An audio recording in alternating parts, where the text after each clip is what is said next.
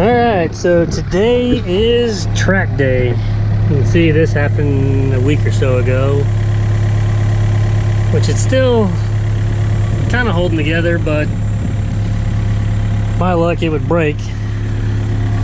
Which these tracks are a little bit worn. You can kind of see it underneath there. It looks like, or it's pulling apart. I think these tracks got 2,900 hours on them. They were already on the machine when I bought it used earlier this year, and didn't feel like adding tracks to it at the time, but probably should have. And here we are, $4,200 later. But we gotta have them. If I get another 2,800 hours out of them, I'll be happy. So we'll go get the loader out, get the forks on it, get these things unloaded, and try to get some tracks on this thing.